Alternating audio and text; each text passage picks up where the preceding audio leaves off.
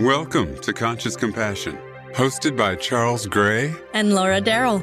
This podcast will share stories of the different ways that people deal with low moments in their lives. How they manifest the drive to overcome obstacles and keep pushing forward. A fluid space with media, poetry, music, literary readings, or just plain storytelling. Coupled with in-depth interviews of the storytellers so that listeners can learn, relate, and be inspired. Spend a moment with us as we explore creative coping strategies for these chaotic times. Conscious Compassion, where we share because we care. Welcome to Conscious Compassion. I'm Charles Gray. And I'm Laura Darrell.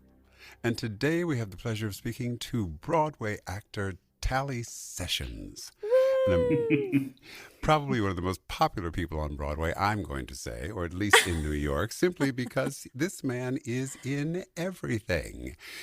I don't know that he's ever stopped working for more than 27 seconds. Is it possible? Is it possible? I'm sorry. I know for sure that it's possible because it's happened. My bank account knows it's possible. Oh, my goodness. Well, let's just say he's very, very popular because he's a man of many skills and he can fit into just about any role. And so those pipes. That too. You're very among kind. many things. So we're very, very pleased to have him with us today. And he's going to tell us a bit about his life and his dealings with COVID and things that happened during that time. So, without further ado, Tally Sessions. How are we doing? We're doing good. Great. We're doing great. I'm grateful to be here. Tally, if you could, just for our listening audience, because they don't know you, and I want them to have an idea of what your life was like, just, leading in to the shutdown and then, the progression of events as they occurred. So if you could just kind of give us an idea of what your everyday life was about and then kind of roll on in there. Who are you? Yeah, who am I? It's an existential question I ask every moment of every day.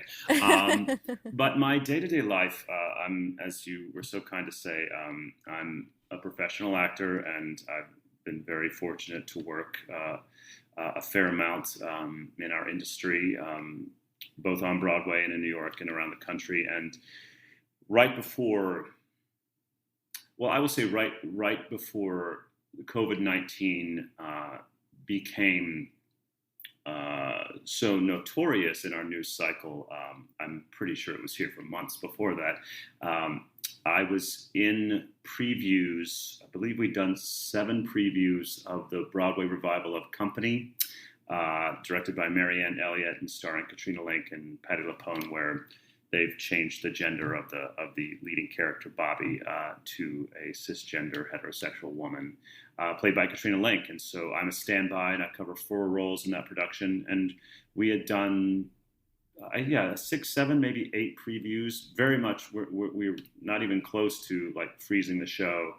And we were gathered one afternoon by our producer to say we might shut down for the weekend. They're not quite sure. I think we did 1 or 2 more previews, and then we're told not to come to the theater on a Thursday, and then told that I believe that the show was shutting down for 5 weeks, or the whole industry was shutting down for 5 weeks on that Friday, or maybe we didn't know that until the Monday. I'm not quite sure, but it's, I think, like everyone, every human, whatever industry you're involved in, or whatever your job is or your life is, if you lived in New York City or any other major metropolitan area, I would say in the United States, if not the world, all of a sudden your life came to a screeching halt as you knew it, and then there became a new normal, which lasted about Well, we're still in it, right? It's like aren't we in the 18th month of 2020? Pretty much, that's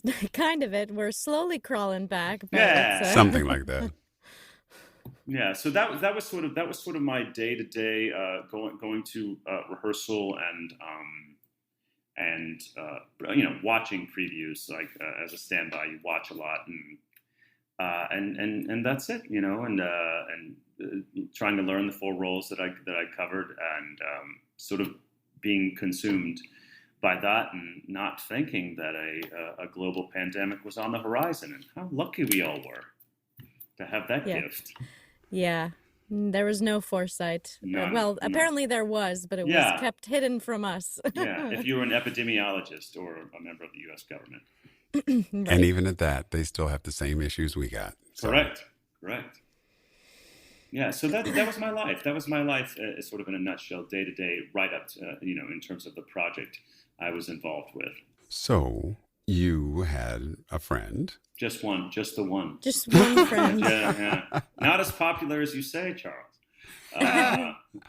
See, I'm sticking with my story. I know everybody. If I drop your name, it's like change in the world. Everybody goes, I know him. I know Tally.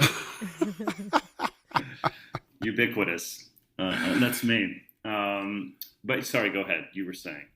No, you were saying. I was just saying, and I guess I'm trying to figure out the easiest way to segue into Nick and his story. Sure. Because I don't really know.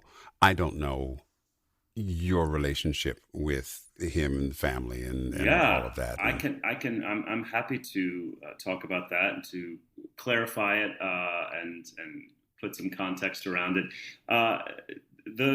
I'd known Nick from around. One of his best friends is a very good friend of mine, a wonderful actor named Preston Truman Boyd. And I had worked with Nick's wife, Amanda Klutz. I know that she had been the associate choreographer of a production of Cabaret that I did at the Cape Playhouse. And that's when we actually worked together. But we both did the original reading of Bullets Over Broadway, the show in which she and Nick met. And I think that she might have been in that original reading. But so I knew them both through the industry and always just loved both their energy, but had never worked with Nick. But we were there. I guess I can talk about this because it's so years ago. Nick and I were both cast in a production of City of Angels at the Marriott Lincolnshire Theater. He was going to play Stone and I was going to play Stein. And I should say, for your listeners that don't know, like I also know for a fact that I was the second choice, but you never know. Those jobs still come around, and a job is a job. Right. But it was yours. Yeah, and meant to be yours. We both ended up getting other things that we chose to do instead of City of Angels. So that was the only time I knew that we almost worked together. But he was so kind. He couldn't come see the production of Cabaret because I think he was involved in something else, but he came to see a run through in like NOLA Studios, NOLA, old disgusting NOLA Studios on 54. Absolutely. We were doing a run through in this, shoebox of a studio, and he came to see it, and I just remember him coming up. He was so, he's a huge man. He was like 6'5", but it just kindness like poured out of him. And he came up to me and he clapped his big old paw on my shoulder, and he was like, brother, he was like, I want to work with you now. And I was like, well, that's the highest compliment that you could give me. And I guess I say all that in the sense of to clarify that it's not like we were best friends, but I had deep affection for both he and Amanda. And when he went into the hospital. Which was, speaking of, things coming to a screeching halt and like out of nowhere, that happened very quickly for him and for their family. When he became ill, Amanda put out this call saying, she's going to play a song, and would everyone that follows her on Instagram, sing a song at the same time, 3:00 Pacific time, 6:00 Eastern. And the first day, it was the very first time she did it was the Elvis song. Got a lot of living to do that he loved. And the next day she did it, it was his song Live Your Life, which has taken on a life of its own and is the title of her book about her journey with Nick and the loss of him and how that affected her. But what happened was I saw it and I was like, okay, I'm in my apartment. What could I do other than what's the minimum amount of contribution that I can make? And that is to play the song and put it out on social media that I'm listening and saying, I do believe, I've certainly come to believe, and I think I believed at the time that a communal energy helps, it helps healing, and it really affects people and affects the world. And so I played the song and I would just kind of bop it along. And I think I might have like done some kind of little shimmy or something. And a friend of mine reached out to me and said, you need to dance more. That was funny, like in the video. And when it became clear that it was something Amanda wanted us to do every day, and I was all too happy to do it, I started dancing more. And then I found myself making costumes and going to CVS in a mask and gloves and buying things like avocado face masks and bunny ears and things, just because I thought anything that I could do to try to like lift people's spirits, lift Amanda's spirits more than anything. I don't think any of us, maybe his doctors knew, but I certainly didn't know that it would be as dire as it ended up being. But because I thought, he'll have a slew of videos from not just me, David Joseph, the thousands of people to watch when he finally gets out of the hospital. But what encouraged me to keep going and to be, I guess, more ludicrous every day was Amanda reaching out to me and saying how much it meant to her. And she was saying, and she specifically told me, and I know she said the same thing to David Josephsberg, that she said, you're getting a lot of fans, and I don't mean the sense of like fans of like, I want social media followers. She was saying you're doing a lot of good for people, and I started to notice that this was an anomaly or a new thing for me, that I was getting messages from people that I didn't know on social media saying that what I was doing in terms of videos was making them laugh and providing some kind of levity and joy, in a little respite from the enormity of what the world was dealing with. So, and I thought, well, I need to keep doing it, and I did, and that doesn't make me. It doesn't make me a martyr, and doesn't make me a hero. It was just, I knew it was something that I needed to do, and there were days where I was like, literally, like, how am I going to come up with another idea? But I knew that I had to, and I wanted to, and my day revolved around that. Like everything in my day revolved around making a video and airing it at 6 p.m. Wow. for 3 straight months. Even when I came to my mom's house where I am now for a month in May of 2020, did videos every day in my childhood bedroom. Nice. And I traveled a couple other places throughout that 3 months, and just always made sure that I did something, and it felt like, part of a community, and I really believed he was going to be okay. Even when they had to have his leg amputated, I was like, well, the guy's such a great actor, he'll still figure out a way. Even when they said he'd had multiple strokes, that I thought, well, people can recover. Certainly none more so than his family, but thousands of us, I was devastated when he passed. I remember saying to someone that the hardest part, other than that he wasn't there physically anymore, and that his family was in such pain and mourning, was that our community, and when I say our community, I don't just mean actors, I mean everyone involved, the people that work backstage, front of house, that sell tickets, that work at concessions, that dress, that run the spot up, sound engineers, like we are a community of people. And that's one of my favorite things about being an artist in live theater. We couldn't hug each other. Right. And that was You couldn't even go to the hospital. Couldn't go to the hospital. I mean, think about all the people who's like, whether it's COVID or some other horrible disease where their loved ones were dying and they had to FaceTime. Right. The last conversation were on FaceTime. People like partners and husbands and could not be in boyfriends, girlfriends couldn't be in the delivery room when their partner was giving birth. I mean. Yep. It was. It makes the scar deeper, for sure. Yeah, and so that was.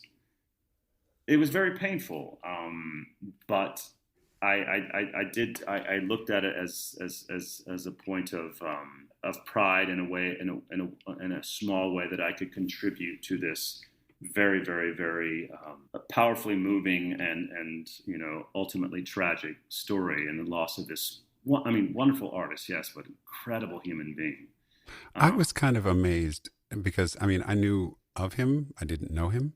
Mhm. I guess we should qualify. This is about Nick Cordero because we haven't actually used his name at this point. Mhm. It was fascinating to me how, yes, his particular circumstance was unique and ultimately rather tragic and long lasting. Mhm.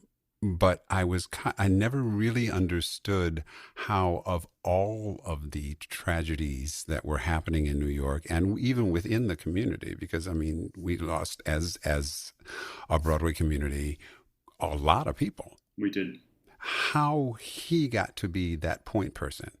You couldn't turn on any news, any radio, anything without hearing about him.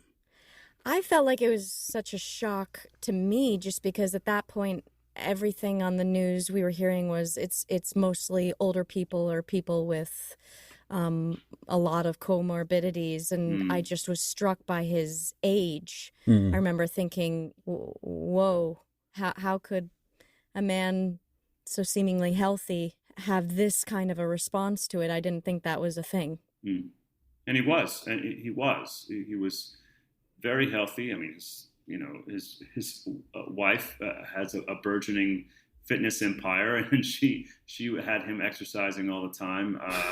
And it's who knows why and how it affects certain people. I also think that there's so much that has been learned in the aftermath of, or just as time has gone on, they know how to treat it. I believe, and I know I don't want to speak out of turn, but my understanding based on things I've read is that now ventilating people is one of the last things that they want to do.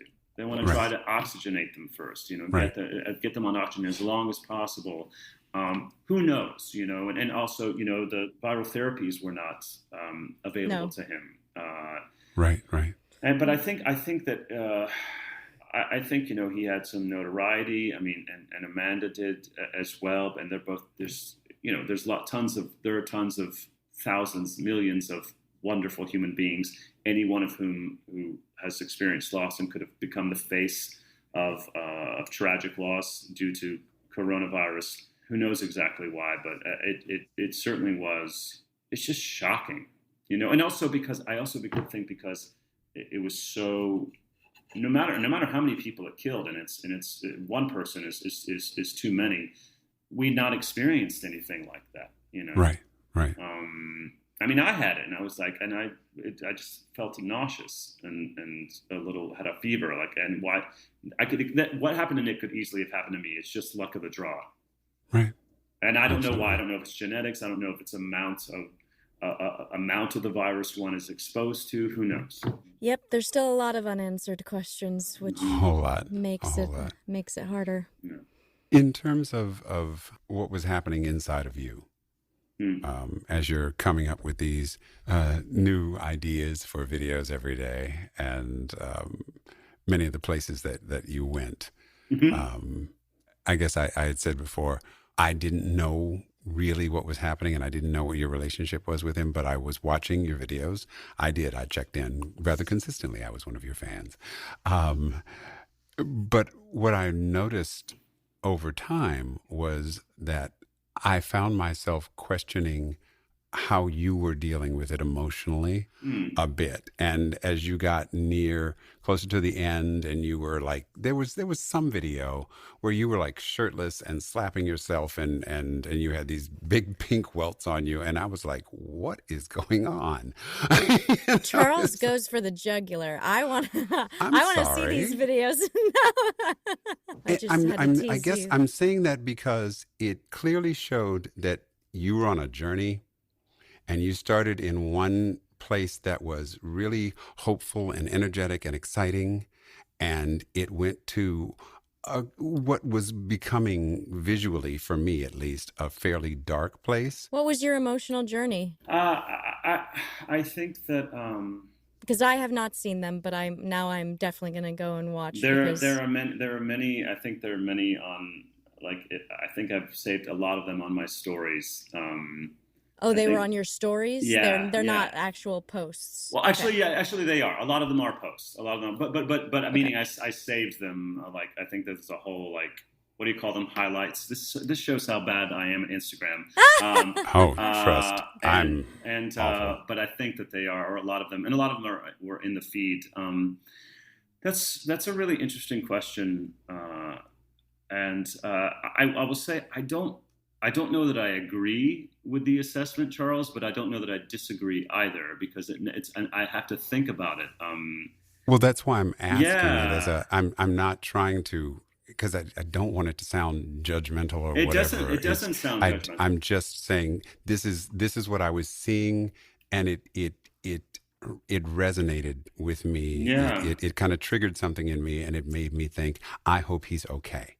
yeah. I mean, I well, here's the good thing. I will say that I have I see a therapist once a week, and I could not be a bigger proponent of mental health You've come to the right show. and ending any stigma, destigmatizing mental health pursuits. So that helped. I once a week I would see her on a telehealth thing because I couldn't see people in person. But I'll say this. I guess I'll draw a parallel to what I'm going through right now. My mother has been diagnosed with stage 4 lung cancer that has metastasized to her brain and to her lymph nodes. Sorry. Thank you. I'm very And sorry. she's thank you very much. And she just went through 10 rounds of radiation, and she began chemotherapy today. And I sort of, this is what I say to her. Like, the medicine is the medicine, that's, and in terms of cancer treatment, there's been so many advancements, and they can, but that's what other choice do you have? And I can only say this from my point of view, and I use this in terms of what was going on with Nick and Amanda. What other choice do I have but to believe that the outcome is going to be the best one possible? What benefit is there? I mean, yes, I can prepare myself sort of realistically and know in the back of my head, but to Hope. yeah, what is the benefit of giving up hope? I don't see one. I don't treat any aspect of my life that way. And so I just saw, and yes, it very well could have, it certainly appeared to be and might have been manic. And a lot of that was, it was so clear.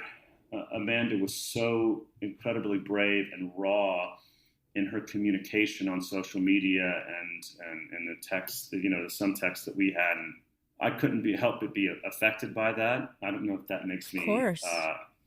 Human? Or I was going to say an empath. I don't know if I'm an empath or not, but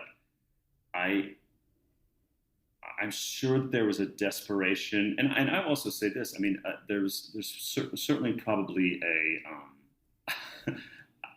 I was like, I felt a responsibility to entertain, which sounds so superficial, and I don't mean it in that way. And No. and the well was starting to run dry. So there was, many times the well was running dry. I was like, what the hell am I going to do today? Mm-hmm. Because I would also say, as much as I said that my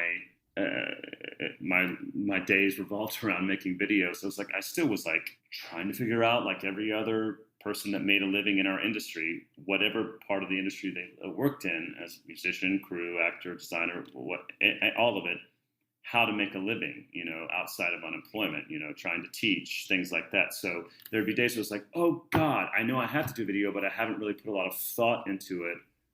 And there were days which it was all I could think about. So that might have been some of the manic energy, but I think as it, it's sort of like one step forward, 2 steps back. It felt like a lot of us that were following his journey, that's what we felt.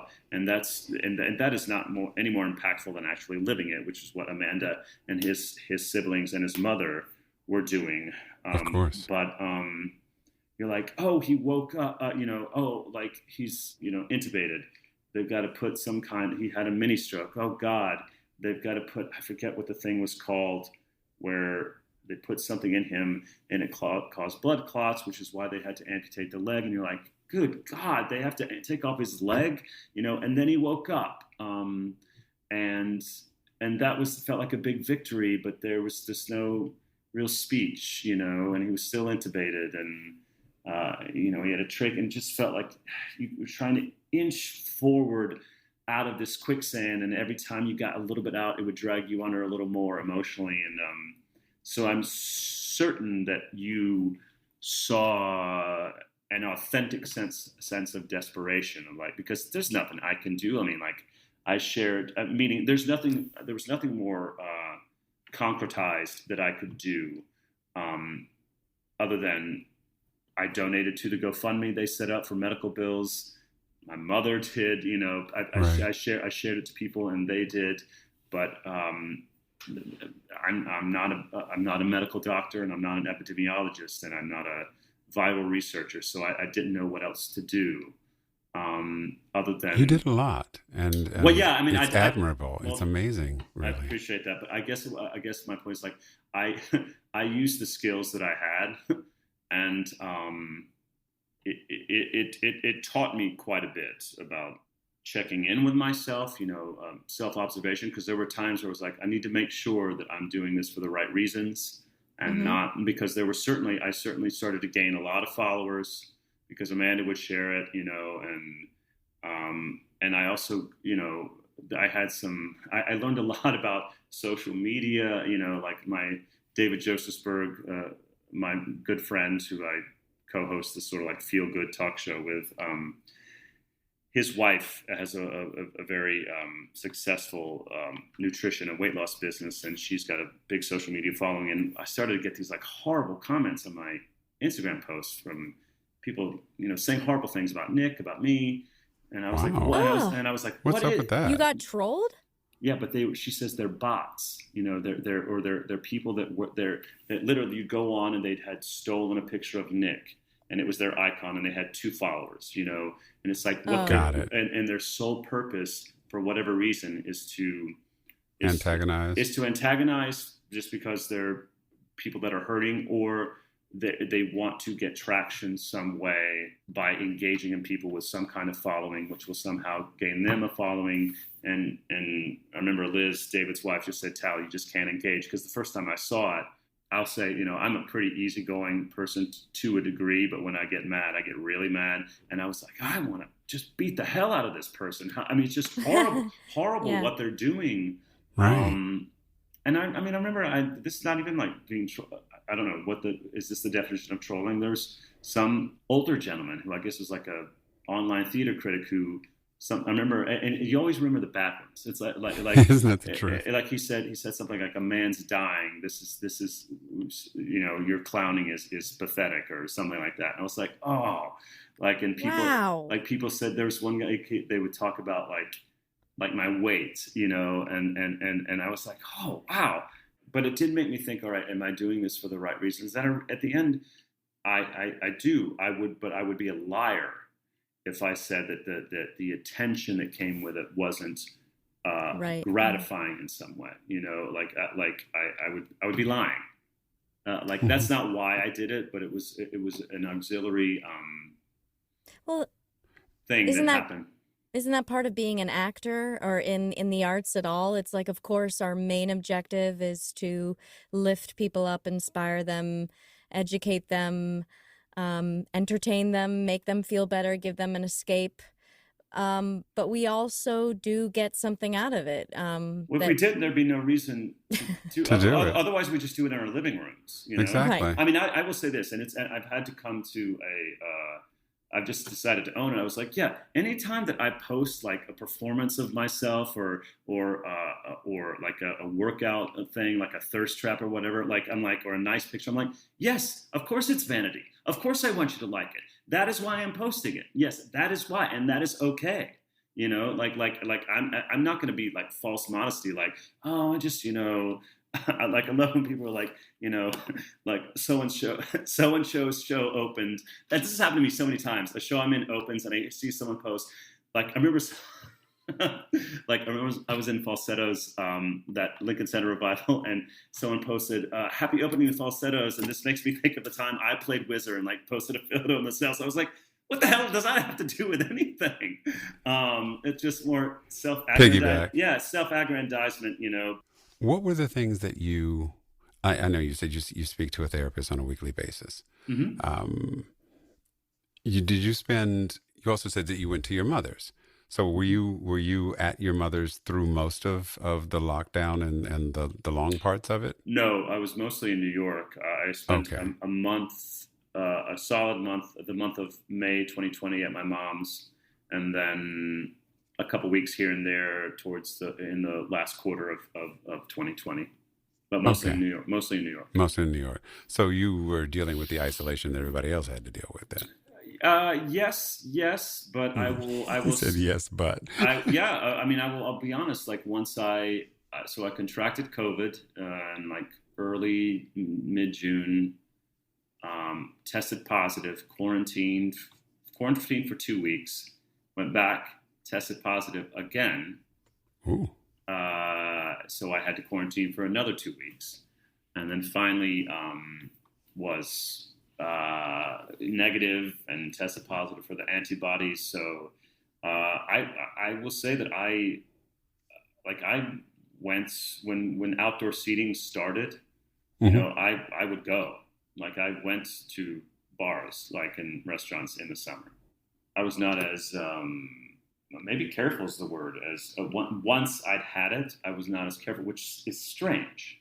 You know that I felt that, but I felt protected, and I had like a pod, you know, of people, but I still would walk places, you know, and even I would wear masks, but once I was seated, I wasn't wearing a mask. Yeah. So I don't know that I experienced.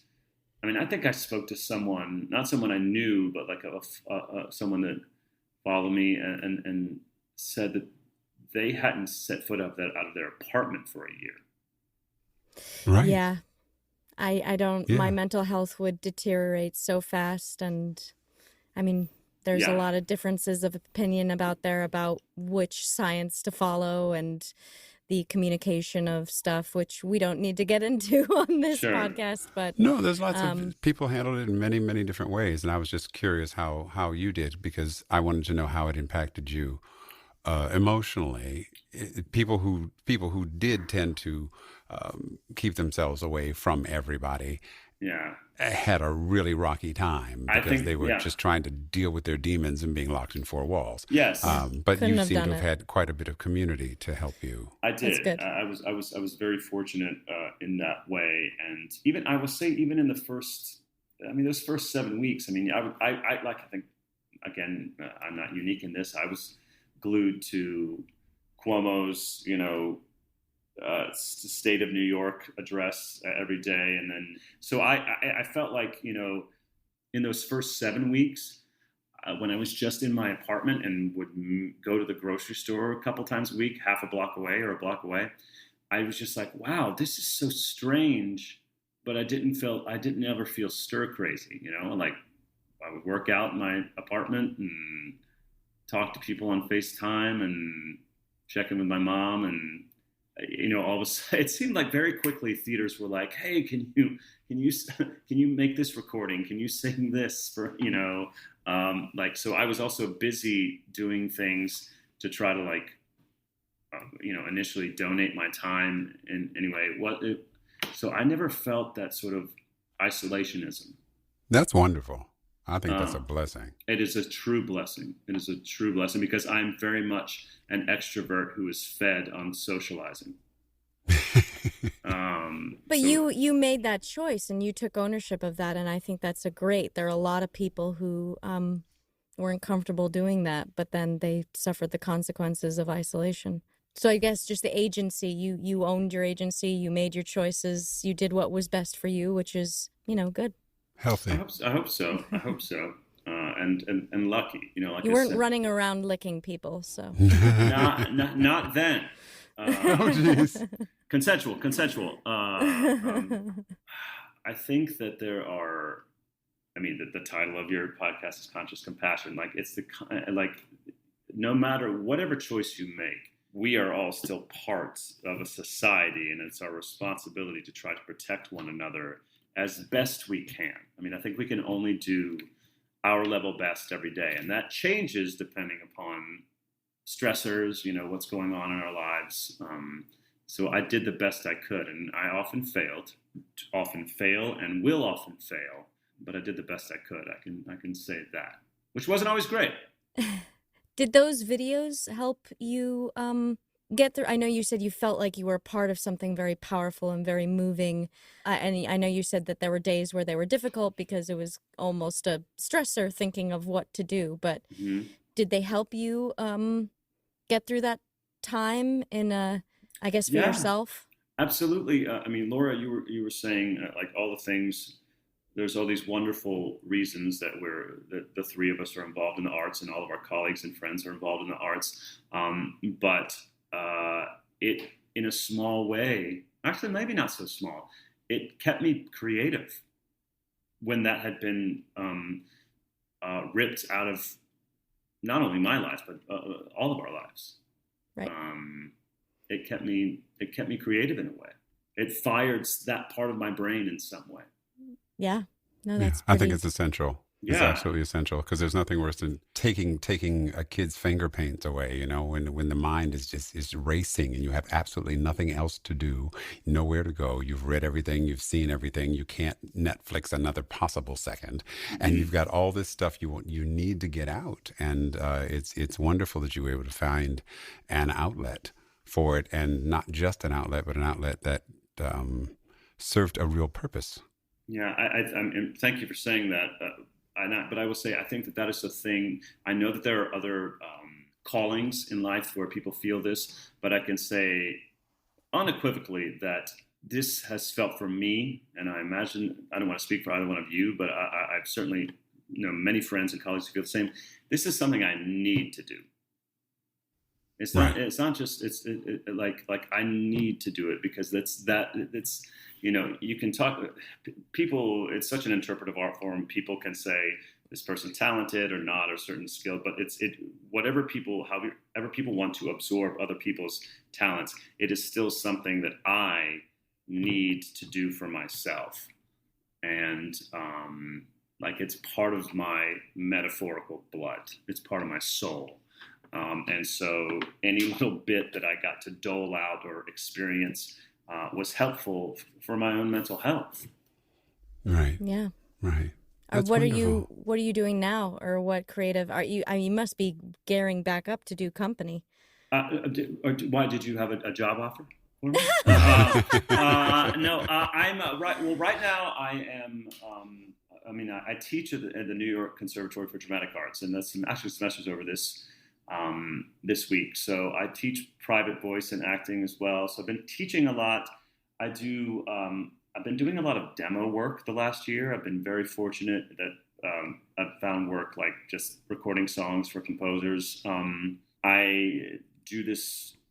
Another thing that keeps me creative is I do have a weekly show on Instagram Live with David Josephsberg called Sessions with Josephsberg, which was born out of our support for Nick and Amanda. We were so inspired by both of them and decided when Nick passed, we talked to each other and we said, we want to try to keep bringing some kind of positivity to people's lives. So once a week, especially if I'm in New York, once a week I'll trek out to New Jersey where David lives, and we'll record a show and put it out there for an hour, and we just sing songs and tell stupid dad jokes.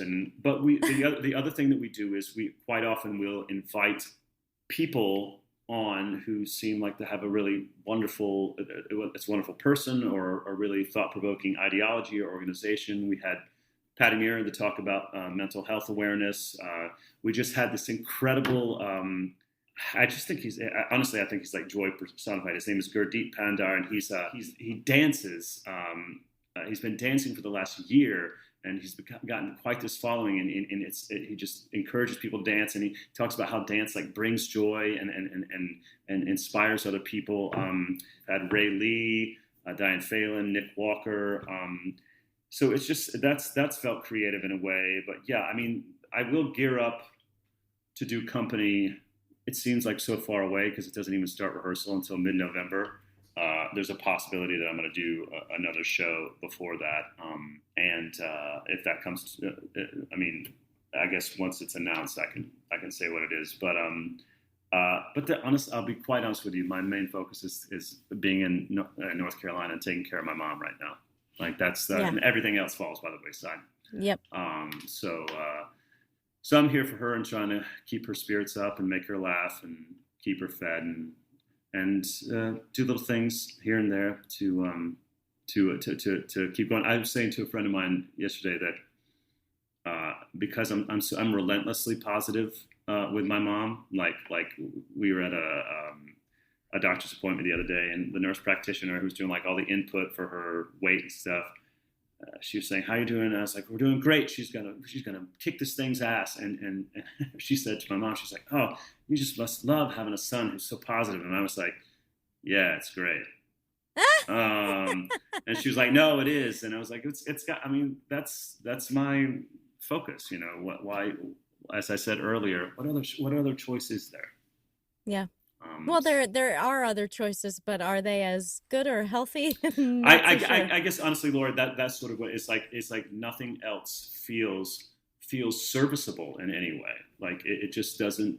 To me, I know that there are people that are like, well, they would want to prepare themselves, and I've done the stuff logistically that needs to happen preemptively is happening. But I'm of the mind that I refuse to give in to the negative unless it's absolutely staring me right in the face. It seems like a perfect way to go. That serves you, you know? And I think like taking, again, it seems like you're the kind of guy who takes ownership of that and doesn't, you know, because a lot of people will see that and try to convince you that you're somehow shoving things down or away or not facing things. And I think it's such a completely personal.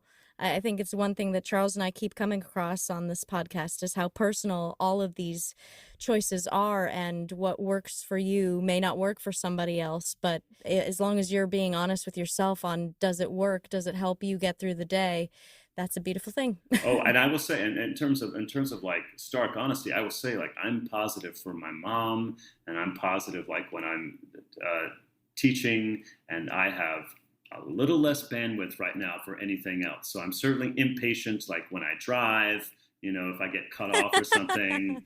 But I mean, yeah, it's normal for me. It's not all sunshine and flowers, you know. But I try as much as I can to lead my life with that point of view. It seems well placed and very much that you're present. And that really seems to be the important thing for me. It's about being present in that moment, because if you are authentically there for the person, then there's no reason not to be happy. Yeah. You know, the rest is going to happen no matter what. You Correct. know, it's going to be whatever it's going to be. You can't do anything about it. So you might as well make the most of what you've got. And that time is precious. So just be present, be there 100%. And, you know, it is a good thing. Yeah, I agree. Presence is everything. It really is. It allows you to be with somebody without feeling the need to do anything more. Very well put. Very well put. Charles always brings it home. Thank Being you the senior in the group, you know, we're supposed to come up with something. I've got this little book on the side. You know, I've been flicking pages while y'all were talking, trying to find the right line for just that moment. You have been wonderful. I'm going to make a request, actually, which I don't usually do, but I am, because, of course, you have this glorious voice that we all know and love. I mean, it's fine. But our guests don't. And because you have a positive message that you are both living and aspiring to, really. I'd love it if you could send us some performance of yours, some song that you think would be, I don't know, that fits your message. You know, as artists, how do we express ourselves best but through our art? Okay. So, you know, we have talked about all of this, but it would be wonderful to hear you sing it as well. Well, I will certainly get that to you. Thank you. I would Thank you love so that. much, Tally. Thanks for Thank joining you. us. And It's just my sincere pleasure. You've being a been wonderful great. show You guest. really have, and I'm sorry if I didn't really mean to have at you. You So didn't. I hope, You I didn't. hope I you're didn't. okay. Charles, you can't go back now. I didn't take it that way at all, and I appreciate the opportunity to sort of like assessed my past. Nice. Well, my best to you Thank you. and your mother. Thank you so much. And enjoy your time there, because I sure will. this is precious time. Yes, it is. And have fun with her. I know you will. I will. Give her our love. Thank you, my friends. I certainly will. Have All a good right. night. All right, both of you be well. Thanks. Bye Bye-bye. Bye. For the first time in my life, I am not outside the moment, with a camera in between me and the world I think I know. For the first time in my life, I am somehow part of something. You surround me, you connect me, and I think I can't let go. For the first time in my life, you have opened up a channel. There is nothing to contain us. We are joined and we are free. For the first time in my life, I am risking something precious. I am asking you, Francesca, come with me.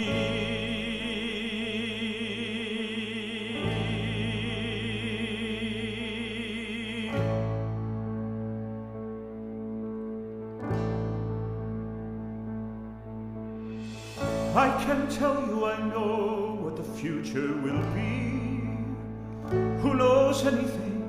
I just look at those eyes. You've got so much to see.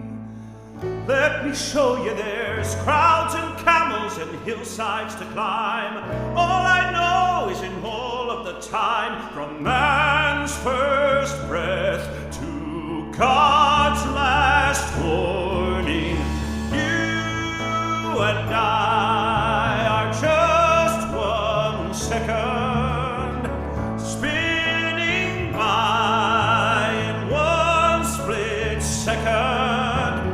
You and I have just 1 second and a million miles to go.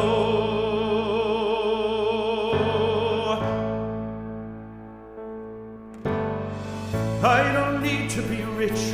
I don't need something new. I don't want to go back to a world without this. All I needed my whole life was you. If I left this behind, Please just look at me. You were born with a wanderer's soul. This is how you begin to be whole. The stars keep burning, worlds keep turning, and you and I are just 1 second spinning by in just 1 second. You and I have just 1 second and a million miles to go. that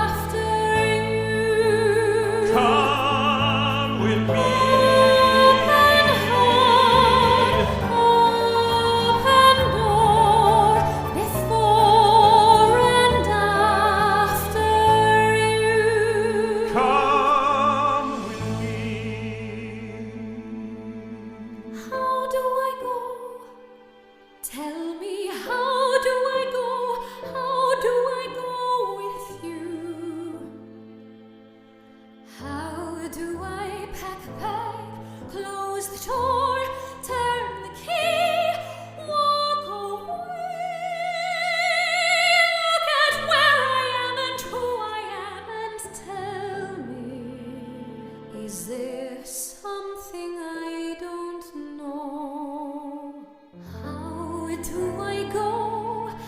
How do I go with you? I can't tell you I know what the answer will be. It's impossible, but this is bigger than what we can see. This is destiny. We are tied, we are locked, we are bound. This will not be reversed or unwound. Whatever fate the stars are weaving, we're not breaking. I'm not leaving, and you and I are just 1 second spinning by in just 1 second. You and I have just 1 second. And a million miles to go. All my life I have been falling. I have been All falling. my life I have been All my falling. life I have been falling. And I have just 1 second. and a million miles to go. With me.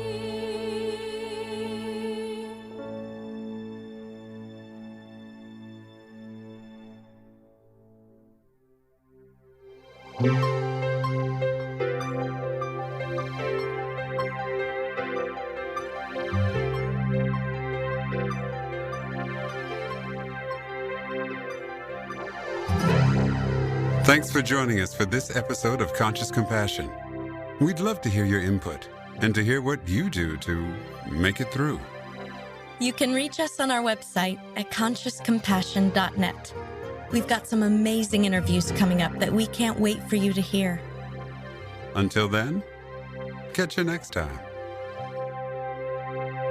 I'm Charles Gray. And I'm Laura Darrell. Conscious Compassion, where Where sharing is caring.